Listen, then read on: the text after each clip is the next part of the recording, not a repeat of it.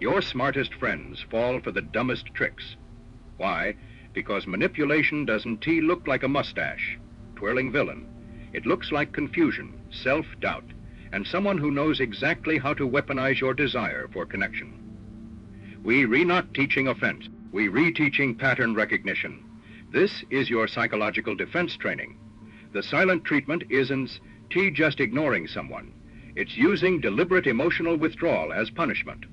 It is a control mechanism designed to induce panic and force compliance. Here, that's how it looks. You have a minor disagreement, and suddenly they stop talking. Not a cool, down period, a complete hostile freeze.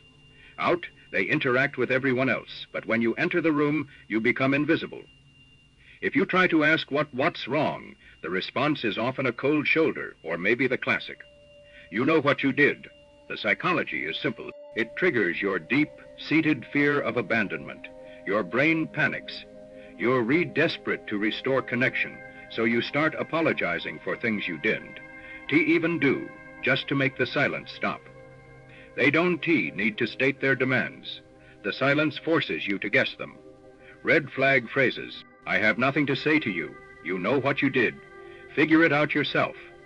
The defense move, do not chase. Refuse to apologize for unknown offenses. When they finally break silence, calmly state, I will talk to you when you are ready to communicate respectfully. Until then, I am busy. This removes the power from their silence and puts the pressure back on them to negotiate like an adult. If you don't, take the bait, they can reel you in. But what happens when they try to convince you that your reality is the problem? Crazy making is the deliberate act of causing confusion and self. Doubt its more famous cousin is gaslighting. But crazy making is broader. It is about systemic inconsistency designed to erode your trust in your own mind. They promise to meet you at 7 p.m. You confirm the time. But when you show up, they act entirely surprised and say, I said 8 p.m. You always get the times mixed up. Or maybe they deny something you saw with your own eyes that never happened. You are imagining things. They might hide your keys and then act concerned about your memory. Why does this work? Because consistency is how we build our reality. When someone constantly contradicts your memory, your perception, and your feelings, you start thinking you the problem. You become easier to control because you constantly defer to their version of events. Red flag phrases, that never happened. You are imagining things. You need help. You must be stressed. The defense move, start an evidence log, record conversations. Where legal, write down dates and facts immediately, and most importantly, check in with a trusted third party. When they deny reality, simply state the facts without arguing the point. My calendar says 7 p.m. I am leaving now. Do not engage in the debate about what really happened. If they can destabilize your mind, they can control you. Next, let's look at the emotional bomb they drop to keep you on edge. Catastrophizing is blowing minor issues into major, life-altering disasters. This tactic uses extreme emotional theatrics to make you feel responsible for their entire wealth. Being, you forgot to pick up one item at the store, and suddenly, this is the worst thing ever. I can believe you did this. Now we, LL, starve, and everything is ruined. They use disproportionate reactions. Screaming, crying, threats of self-harm. Not because the issue warrants it, but because they know it forces you into appeasement mode. Why? Because the threat of a complete meltdown is exhausting and terrifying. You walk on eggshells, constantly censoring your actions and words, preemptively avoiding anything that might trigger the next crisis. This gives them total control over your behavior, because your primary objective shifts from living your life to maintaining their emotional stability. Red flag phrases, you ruined everything. This is going to destroy our future. I can. Believe you would do this to me. The defense move, refuse to match their energy. Use radical validation without accepting fault. I understand you are feeling terrible about this minor oversight, but everything is fine. We can solve this small problem in 5 minutes. Do not accept the premise that a small mistake equals ruin. By keeping your reaction calm and factual, you expose the theatrical nature of their crisis. Once you master spotting the open manipulation, you need to learn to spot the hidden rules.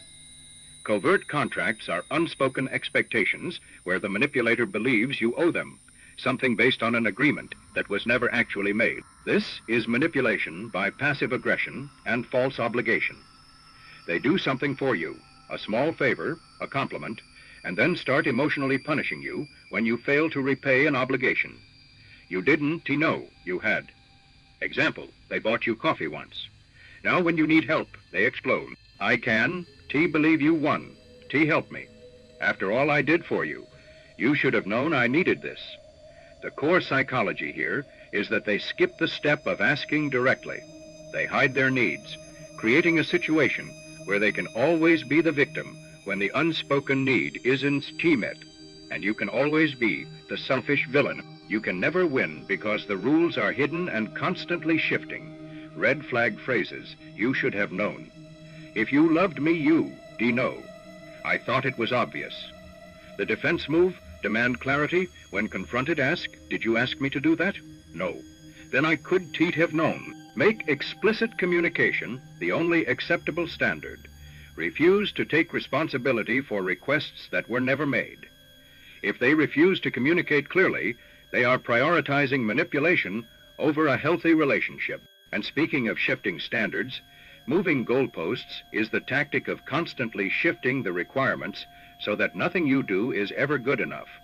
This is designed to keep you permanently off balance, chasing approval you will never receive. You finally get that promotion they demanded you pursue, and their response is, yeah, but you didn't negotiate a big enough salary. You clean the entire house perfectly, and they immediately point out, that's nice, but you didn't clean the garage. The goal is not your success. The goal is your constant effort and dependence. Why does this work? Because humans crave validation by making the finish line perpetually invisible. They keep you trapped on the treadmill, working tirelessly to satisfy their demands. If you never succeed, you never gain the confidence to leave. Red flag phrases, yeah, but you didn't do X. That is not enough. Now prove that you can handle Y too. The defense move, define success for yourself. When they try to move the goalpost, point out the original agreement and stop engaging. We agreed on X, and X is complete. My effort on this task is finished. Stop playing the game where they control the scoreboard.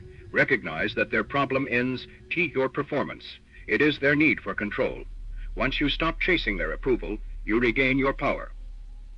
Next, we cover the tactic that minimizes your entire existence.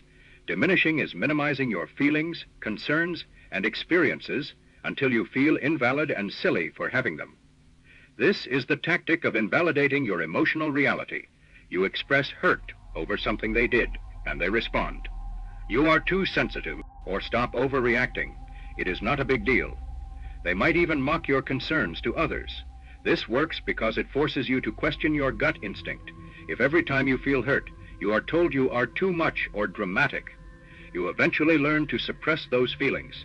You stop trusting your own internal compass, making you more reliant on the manipulator to define what is normal and acceptable. They essentially teach you that your mistreatment is just a byproduct of your sensitivity. Red flag phrases, you are too sensitive. It is not a big deal. Stop overreacting. You always make a mountain out of a molehill. The defense move, ownership of your feelings. Do not argue the validity of your emotion. State it as a fact, whether you think it is a big deal or not. I feel hurt by that action. I require an apology. If they continue to diminish, disengage. I will not discuss this if you continue to invalidate my feelings. Your feelings are data. Trust the data. Finally, let's talk about the mirage they use to keep you trapped. Future faking is making grand, beautiful promises about a future that will never materialize solely to keep you hooked in the present. This is the ultimate carrot, dangling technique. When you try to leave because the current situation is toxic, they immediately pivot to massive detailed plans. We, LL, travel the world next year. Things will change when we finally move to the coast. Or next month. I promise I, LL, start treating you better. These promises are perfectly tailored to your deepest desires. They give you hope, a reason to tolerate the current abuse. Why does this work? Because it provides cognitive dissonance relief. You justify staying in a bad situation because the future they painted is so bright. You tolerate abuse today for the promise of paradise tomorrow, but the future is always postponed, always just out of reach. Red flag phrases. When we get married, things will change soon. I just need X first. Next month for sure. The defense move, focus only on present action. If they bring up a grand future plan, ask, what are you doing today to make that happen? If the answer is zero, or if they deflect, you know the future is fake. Judge people exclusively on their sustained, present actions, not on the cinematic trailers they produce about a future that only exists in their manipulation script. If they can, T show up for you today. They won T show up for you tomorrow. Period. You now have the vocabulary that manipulators fear. They thrive in the shadows of confusion and unspoken rules. By recognizing these 7 tactics, the silent treatment, crazy making, catastrophizing, covert contracts, moving goalposts, diminishing, and future faking, you become mentally immune to their subtle poison. The moment you spot the pattern, the power shifts. This knowledge is not a burden, it is battle armor. Your ability to spot a red flag before it becomes a crisis is your greatest defense. Do not underestimate the strength of clear communication and firm boundaries. If you recognize these patterns in your life, know this, you are not crazy. You are not too sensitive, and you absolutely deserve healthy, consistent relationships. Use this knowledge to protect yourself and those you care about. Who in your life needs to hear this right now? Because ignorance is not bliss. It's just vulnerability.